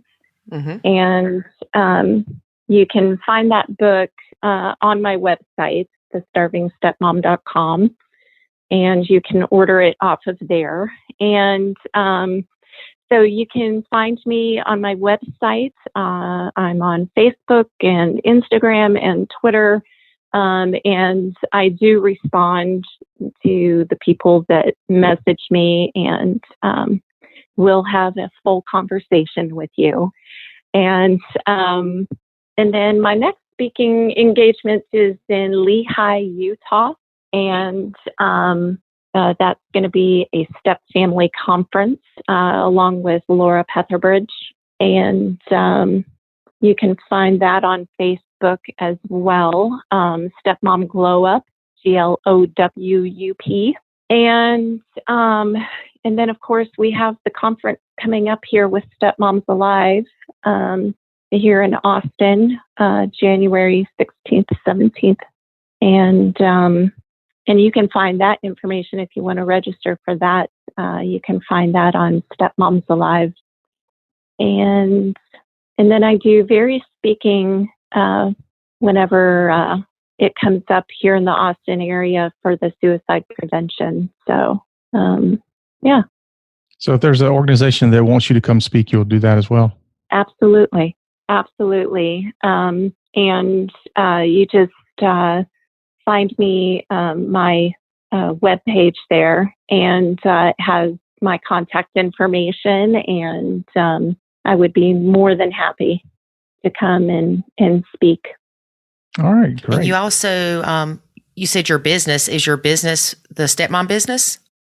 Actually, it is not. So I teach piano, so I have a piano studio that I run out of my home, and so I'm a business owner with that, and I've done that for about 10 years now, and it's amazing to spend the time with the kids and their smiles, and they're amazing.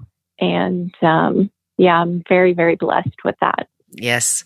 I can play the meow song. The meow song? Meow, meow, meow, meow, meow, meow, meow, meow. Yeah. And I taught myself how to play Nothing Could Be Finer Than to Be in Carolina in the Morning on the organ. Very nice. Now, so you really have to share that at some point with everyone. Oh, no. We'll make her do it at the conference in Austin. That would be fantastic.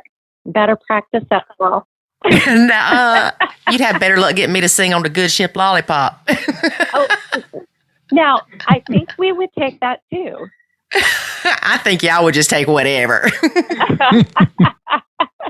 Yes, it is called cheap entertainment. Hey, we should have a talent portion. Oh. Or a lack of talent portion. That's a really good idea. I'll have to throw that towards Mel and see.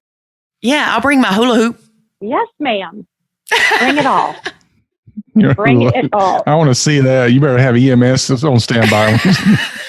And if it doesn't happen in the conference, it could happen in our suite after hours. Oh, yeah. So, Uh-huh. yes. I feel some when the fun coming. stuff happens. That's right. Mm-mm. Well, LauraBeth, we knew that this would be awesome talking to you. And we are so thankful that you were not successful in ending your life. David, why are you laughing? It's because you paused right there. Well, I mean, I didn't know exactly what to say. We're thankful that you were a failure. No. That's exactly what we say in our talk is that, success and failure when it comes to suicide, success is a very bad thing and failure is most certainly good. So, Exactly. So congrats on your failure. Thank you. It's the best failure of my life. Okay.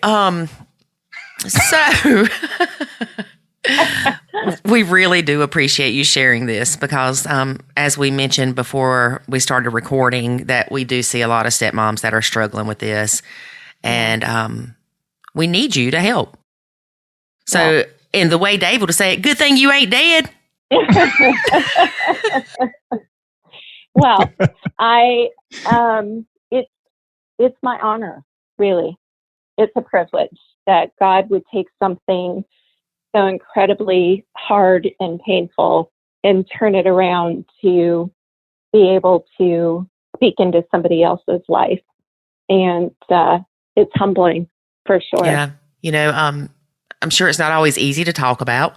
It's kind of like when David and I decided to share our struggles with the Nacho Kids thing. And we are so blessed that we are constantly receiving feedback on how people are saying, thank you to Nacho Kids. It saved my sanity or my marriage or both, or how it's impacting them in other areas of their lives, because it's letting go of the things you can't control and controlling how you let it to affect you. Yeah, absolutely. And that positive thinking, girl. Every morning you wake up, tell yourself you love each other. Exactly. You love each other. You love yourself. Exactly. Yes. Absolutely. Yeah. Don't forget that human touch too. Yes. She's rolling her eyes at me. That's true. For those of you that are new to our podcast, I used to hit David when we were sitting beside each other when we recorded. And so he made me start sitting at my own desk, but I have a Nerf gun. So yeah, we're probably getting ready to hear the Nerf gun for the first time. Don't shoot me with that thing. That is funny. Hear the clicking? Yes. Ow. Hey, y'all, I'm not kidding. This thing is awesome. It's a little mini Nerf gun. Like, it's really tiny. It's smaller than my hand, and it shoots like up to 80 feet. And it was $1.98 at Walmart. Oh, my goodness. I'll bring it to the conference. That's fantastic. Yeah. She's already a bit afraid of what I'm going to say or do at the conference anyway. I've had so many warnings about the conference. Uh-huh. Yeah. So be praying about that, LauraBeth. Y'all just need to be yourselves and it'll be perfect. No, he does not need to be. That's the problem. Well, thank you again for being a guest, and we really appreciate everything that you do to help other people. Thanks for having me on, you guys. And I'm sure that we'll talk to you soon. Yes, absolutely. Okay. All right, bye. Bye. Well, hope y'all were still here. Yeah. David, stop. That's rough. Yeah. Like, she has come. Look, when you can go through something like that and then stand up and tell your story, you know how hard it is for us to tell our story and relive the past hurts. But we weren't that far as far as, thinking about hurting yourself and all that. That's got to be so tough to share your story and relive some of those emotions when you know that it nearly took you to the end. But I get it. Mm-hmm. I get it. I can understand it. Honestly, I don't know that I could have understood it before, but when you're a stepmom and you're already struggling, your marriage is struggling, The in-laws hate you. The kids hate you. Everybody hates you. You feel like a bad person. You feel like you can't win. Nothing you do is right. You try to treat the stepkids as your own. Then you get fussed at because you treated them as your own by disciplining them. And you're only supposed to love them as your own and not discipline them. And it's just like a vicious cycle of confusion, and you don't know what to do. And then you go in these stepmom groups and you say, I don't like my stepkids. And then people are like, what's your address so I can come beat you up because you're a horrible person.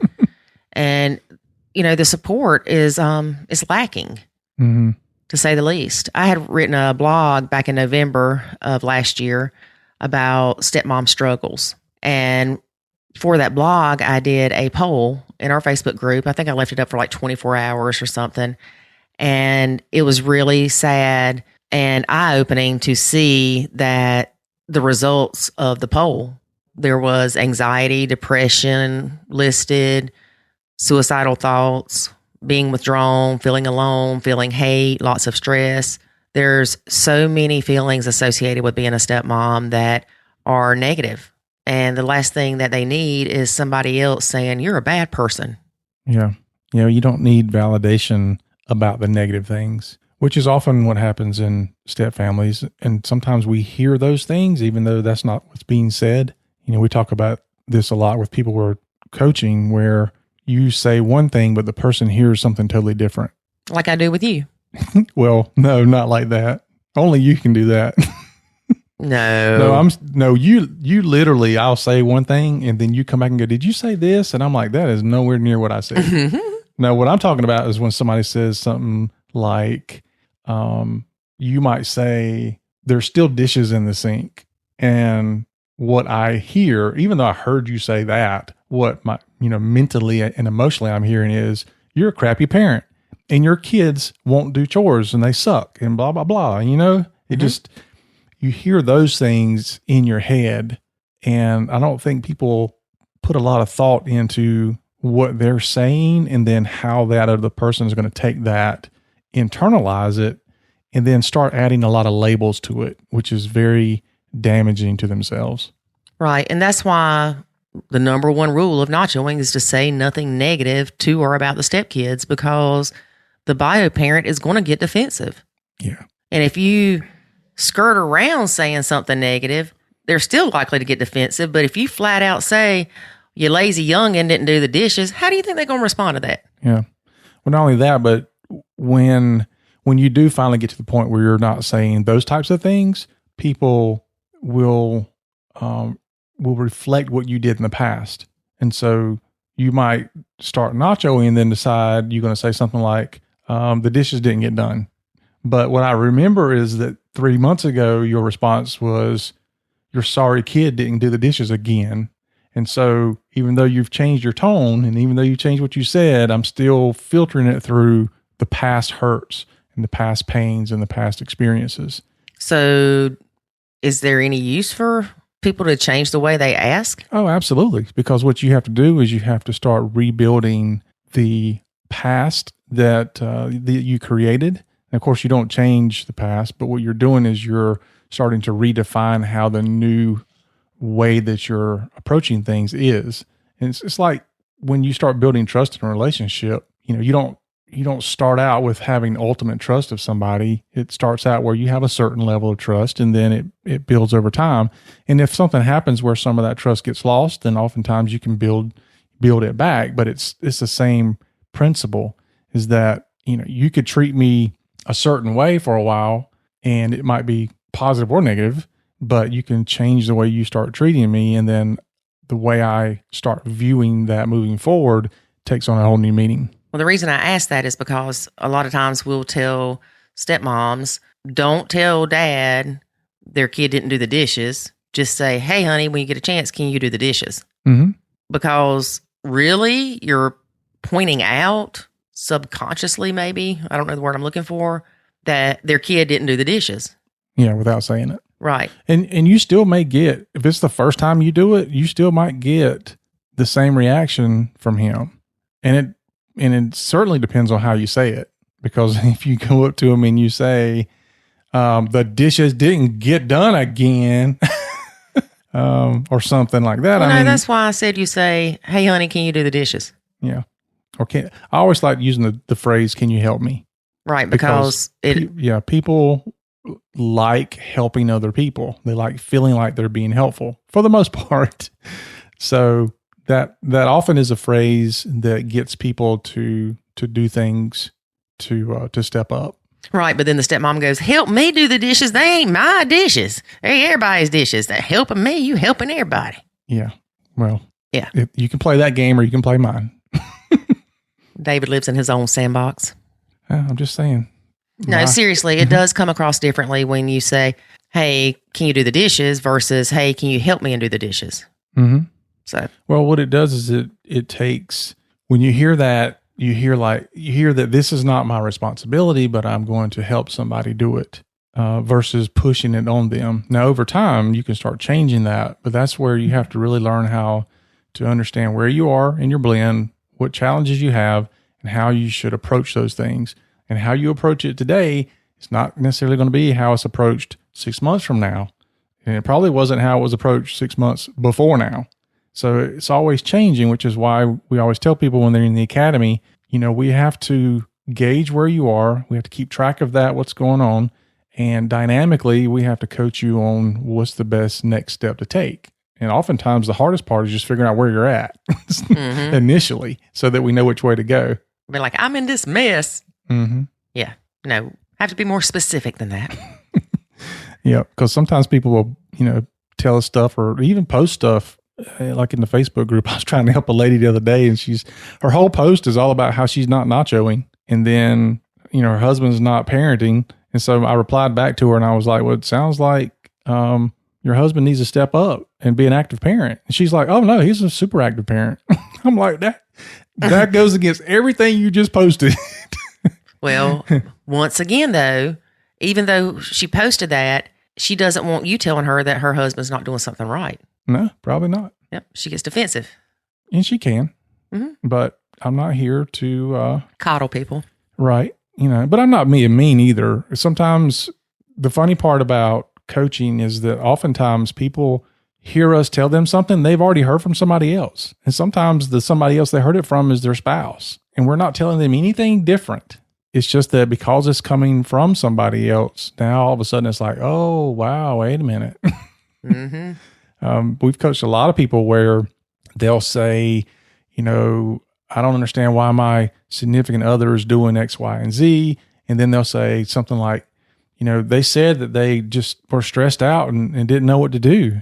And I'm like, well, that's your answer.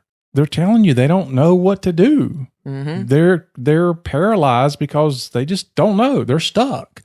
And so, and they're like, oh my gosh. And I'm like, just listen to what people are telling you. They often are telling you exactly what's going on. Right. If you're having suicidal thoughts, please reach out to somebody. There's the suicide prevention hotline. It's 1-800-273-8255. Let me repeat that in my non-Southern voice. The suicide prevention hotline is 1-800-273-8255. There's also an online chat, suicidepreventionlifeline.org/chat. The website is suicidepreventionlifeline.org. Then there is a crisis text line. I did not know about this until I wrote this article and did some research. In the United States, you can text HOME, HOME, to 741-741. In Canada, text HOME to 686-868. And in the UK, you can text HOME to 85258 if you need help and want to chat with someone. And their website is crisistextline.org. So lots of resources out there. Yes. All right. Good deal. Well, that is our show for today, folks. Thanks for listening. We hope you got a lot out of this, and we hope people found it helpful. So no matter how bad you think things are, you can get to the other side of the struggle. So, and we thank LauraBeth for sharing her story with us and others. Absolutely. Because they help people. They help a lot of people. Mm-hmm. All right. So until next week, just remember that life is good when you nacho. Thanks Thanks for listening to this episode of the Nacho Kids Podcast. Find us online at nachokids.com. Until next time, remember, life is good when you nacho.